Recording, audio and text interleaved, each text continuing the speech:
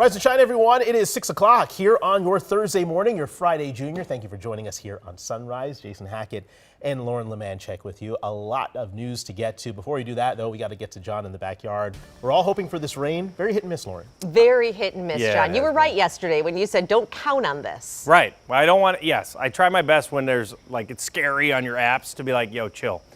And that's how it's been. It's going to be nice again today. Don't be surprised if it's a gorgeous Thursday. That doesn't mean we don't have rain chances again. And listen, ask a friend in St. Cloud what happened yesterday, or in Becker. They got hammered with 1 inch to of rain and hail. So it does happen. It's isolated, and we'll have another chance this afternoon. But today, I think it's going to be a really nice day. 65 in St. Cloud, 66 here, still in the 60s in Brainerd, just dipping into the upper 50s in Bemidji. So we got that cloud cover, holding temperature steady in the 60s. Little bit of rain up here, just north of Brainerd. So again, over towards Alexandria, Detroit Lakes. Slight chance for rain. Let's look at today as a whole. Mainly dry, but there's actually going to be a rain band that could swing around this low from Kansas City and swing in here late tonight through tomorrow morning. If you want the rain, that's your best chance. We'll time it out for you and your forecast. Morning, Cece. Good morning, 6:01. Live look here in Brainerd. Good morning if you're watching from there. I know John just mentioned you guys seeing some wet roads in that area. Nothing where you will need to slow down or have a slower commute, but definitely something to watch out for if you're up there, because once you get to the cities, things are dry. Roads are great in this area, especially above 694 if you're above that, within the 694, 494 loop, or if you're south of 494. In the South Metro, coming up through the Burnsville split there, Apple Valley, anywhere in that area. Things look really great. Still crash free too. The big traffic story this morning is the work happening on 494 starting tonight. It's a multi-day project. You'll need to know about detours. I'll have more on that just after 6:15, Jason. All right, we'll talk to you soon, Cece. Thank you. Time now 6:02, and we are following breaking news out of Minneapolis.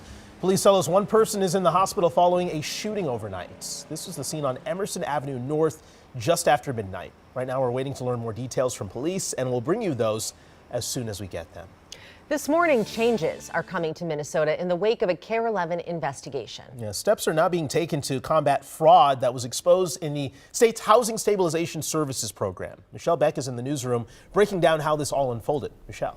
Well, hey, your taxpayer dollars have a lot to do with this. So let's unravel a shakeup at the state capitol, starting with the termination of a top official. That person was the assistant commissioner in charge of the state's Housing Stabilization Program.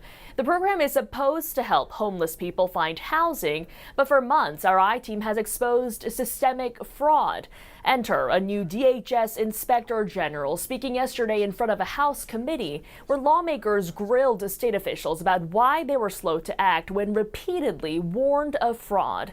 So far, the Inspector General says 115 companies have been terminated from billing Medicaid while investigations play out. All those companies billed taxpayers a combined total of more than $100 million. We're seeing webs or rings of connected providers that are working together to commit fraud. I've also seen businesses committing fraud that have tentacles throughout the Medicaid program. Also in the last 24 hours, the governor signed this executive order related to all this. It directs the Department of Human Services, for one, to increase public transparency around fraud prevention efforts. That executive order also creates an Inspector General Council aimed at improving coordination across agencies. Back to you. All right, big new developments. Thank you, Michelle. And developing this morning, a major shakeup in late night television. ABC is pulling Jimmy Kimmel live indefinitely due to comments he made earlier this week about the late Charlie Kirk. And right now, reaction is pouring in. Audrey Russo is following the story at the live desk. Audrey. This is opening up a debate about free speech. Demonstrations are planned for today outside the theater where Jimmy Kimmel Live is filmed. In fact, protesters started gathering there last night shortly after Kimmel was seen leaving the studio, and they're pushing back against what they view as censorship.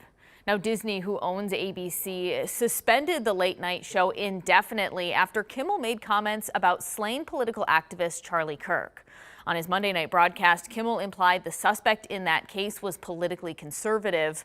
Now, Nexstar Media, one of the largest owners of local TV stations in the U.S., threatened to preempt airing Kimmel's show on its ABC affiliates, which is about 10% of those across the country. In the last 12 hours, President Trump reacted to this suspension, calling it great news for America. Media critics and viewers are reacting to what they view as limitations on what entertainment figures can and cannot say. I think ultimately there might be consequences for what you say and do, and this might be a good example of that. This is not cancel culture because it's not culture. It's state repression. It's an order from the government. Here's the script you must read. If you do not read it, you will be taken off the air. Jimmy Kimmel didn't read it. He was taken off the air. Now, some are calling Nexstar's decision a political one to curry favor with President Trump's FCC. Nexstar is currently seeking FCC approval to merge with Tegna, which owns KARE 11. Now, I'll have more on that, plus Kimmel's future with ABC coming up in about 30 minutes. But yeah, I think this is really interesting considering, Lauren, something you mentioned last hour, which is Steve Colbert just had his program taken off the air. So now this is 2 out of the 3. Yes, certainly. And it's an important debate. If you're online this morning, you're seeing it's a debate that's very robust happening right there. A lot of nuance. Yeah, thank you.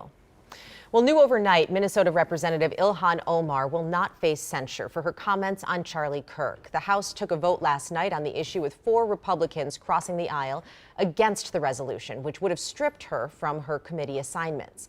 All of this began with South Carolina Representative Nancy Mace making claims that Omar smeared Kirk. Omar says Mace is pushing a false narrative. Meanwhile, people across the country continue to mourn Charlie Kirk. In the last 12 hours, a vigil wrapped up at Round Lake Park in Eden Prairie. Among those who spoke was Republican candidate for Governor Scott Jensen. The vigil's organizer says he wanted to create a space for those mourning Kirk to be together and to pray together. This was such a great loss for the country and for people who cared so much about Charlie Kirk that we had to come together. It wasn't enough to be in just our normal community. We had to come to the public square. Charlie Kirk's organization, Turning Point USA, says the campus tour Kirk was on when he was killed will go on, including the stop in Minneapolis. Kirk was set to speak at the U this coming Monday. Political commentator Michael Knowles is scheduled to speak in his place. Time now 6:07. We are awaiting a judge's decision this morning on a restraining order against Hamoud Sabri, the Minneapolis landlord who's been allowing a homeless encampment on his property. That ruling is expected to come sometime before Monday. The battle over that encampment hit a boiling point this week when 7 people were shot there. Crews cleared that parking lot on Lake Street and 28th Avenue, and now the city wants it to stay clear. Sabri says city leaders aren't doing enough to help people who are homeless. In a lawsuit filed against Sabri and his corporation, the city alleges drugs, waste, open fires, and a lack of water and sanitation at encampments on Sabri's land make for a public health nuisance and put people in danger.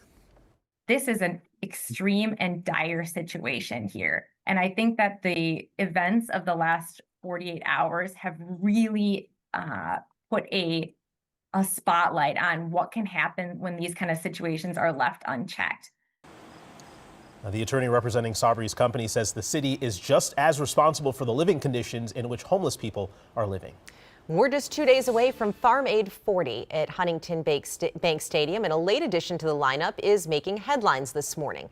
If you haven't heard already, music icon Bob Dylan is joining artists including Willie Nelson, Neil Young, and John Mellencamp on stage this weekend. The Minnesota native hasn't performed in the Twin Cities in 8 years. No, it won't be his first time at Farm Aid. He made a surprise appearance at the festival back in 2023. Tickets are still available. You can find more details on our website, KARE11.com.